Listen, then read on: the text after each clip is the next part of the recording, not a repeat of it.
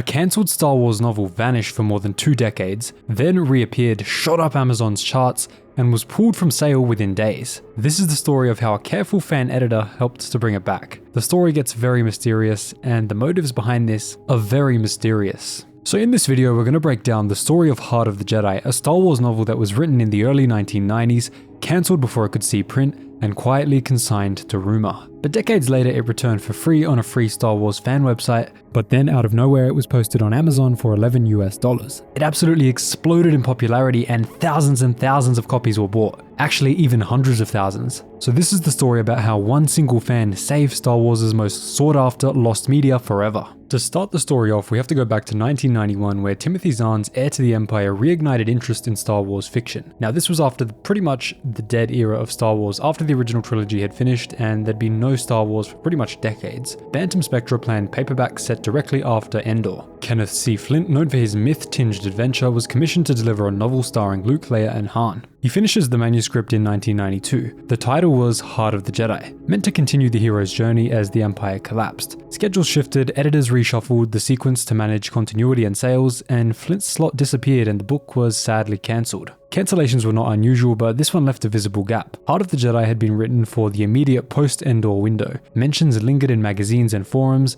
but the title became trivia. Many doubted a complete draft still existed. And then, Flint moved on. For most fans, the lost novel was a curiosity. For a small circle of archivists and timeline keepers, though, it was an unopened door. If a finished draft survived, could it be preserved and shared without commercial gain and with respect for the people involved? Enter a man named Joe. Expanded Universe historian and editor of the Star Wars Timeline website, a site which catalogued and contextualized the Star Wars Legends material. His method blends research, editing, and preservation. If you love a universe, you also care for its paper trail, including projects that slip through the editorial cracks. By the mid-2010s, Heart of the Jedi was still a rumor. Joe contacted Kenneth Flint and asked about the manuscript. Rather than circulate fragments, he sought consent and proposed a plan. Flint still had the text and was open to sharing it if it remained non-commercial. Joe offered a light continuity pass to harmonize references with the surrounding Legends material and anything that may have been added after the book was initially written, and an editor's note explaining the history and the free hosting on his website, StarWarsTimeline.net. He promised clear credit, easy access, and to step aside if an official opportunity ever arose to release it publicly. The principles stayed firm: free to read, no selling, clear provenance. For many, that felt like a satisfying end, a lost book responsibly recovered and finally saved from the clutches of Lucasfilm's archive, the deep vault which no man has ever come out of. But in March 2021, a paperback listing for Heart of the Jedi surfaced on Amazon. This was shocking to the fandom. It was not licensed by Lucasfilm or by Del Rey, the current Star Wars books publisher.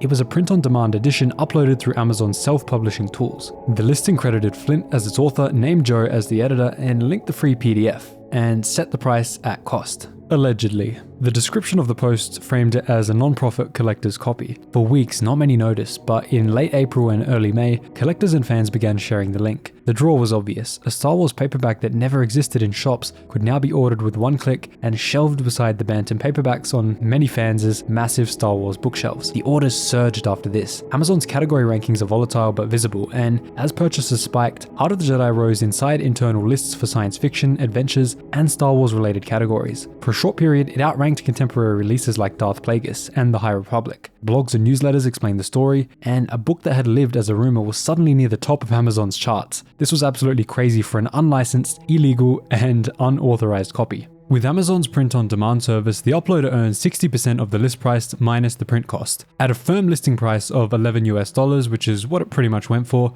that's a take-home amount for the uploader of about $6.60 US, minus about $4.90 or about $5.20 to print. So the royalty for the uploader should be somewhere around $1.40 to $1.70 per copy. At 100,000 sales, which is a very mild estimate, that comes to roughly about 140,000 USD to 170,000 USD for the uploader. Now, if this thing sold nearly 1 million copies, which many people think it does, that's obviously over $1 million.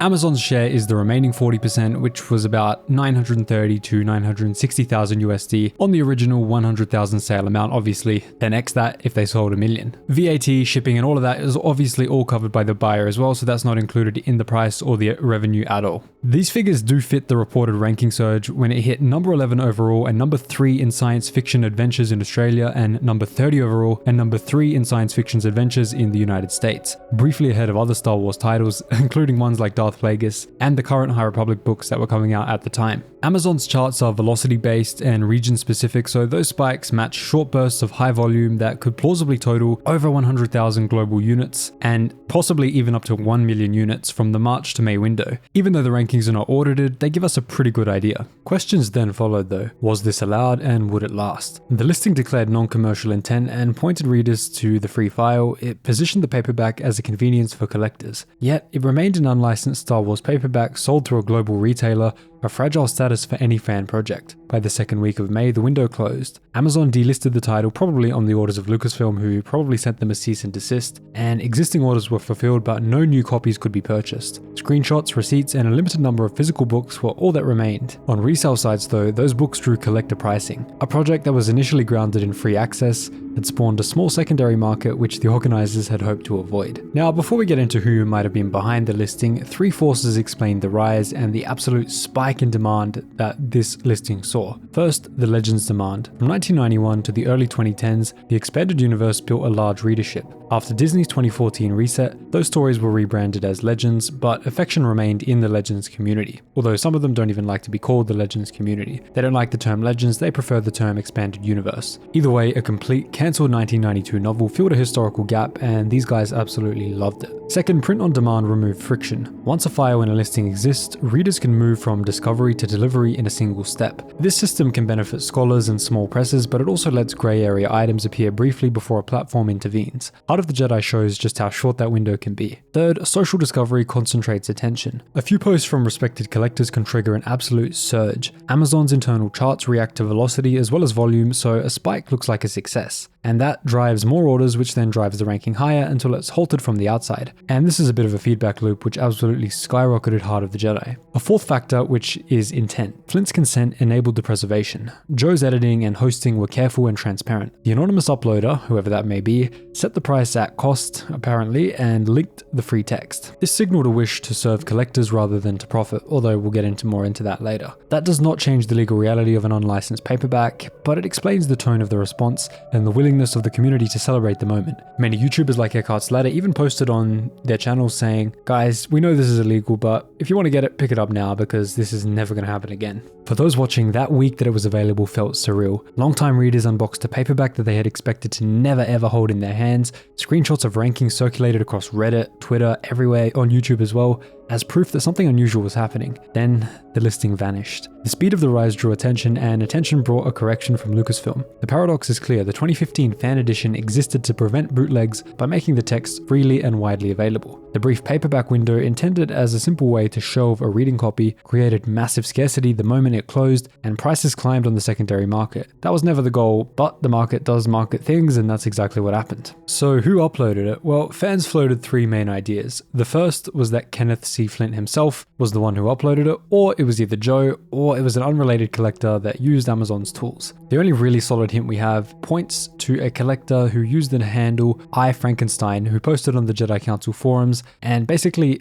admitted that they're the ones who did it, but we don't know who that iFrankenstein account actually was. Joe has denied any involvement despite being listed as the editor on the listing, but that's just because of where the source was, which was his website, and Kenneth C. Flint, of course, has denied any involvement also. So that really leaves us with no further leads. We don't know who it was. The biggest fan theory is that Joe himself put it up, but absolutely nobody knows, so we can't say for sure, but those are the biggest theories. Either Kenneth, Joe, or this iFrankenstein guy is just a random guy. Heart of the Jedi did not return by accident. It returned because of one person who did the careful work of finding the manuscript, securing the consent, polishing lightly, and presenting it respectfully. Joe did not treat the text as contraband. He treated it as history. When a fleeting print option turned that work into a chart story, that same restraint kept the focus on preservation rather than price. If you plan to read it, the authorized fan-free edition is available on StarWarsTimeline.net. Read it as a window into how the early 1990s imagined the days after the Battle of Endor. Then consider that path that brought you to it, the decisions that preserved it, the brief retail flair that made it famous for a massive week, and big money was made. If you enjoyed this little mini documentary on how this lost media was saved, make sure to subscribe, leave a like, and I'll see you in the next video. Thanks so much for watching. If you made it this far, drop a thank Mr. Anakin in the comments down below.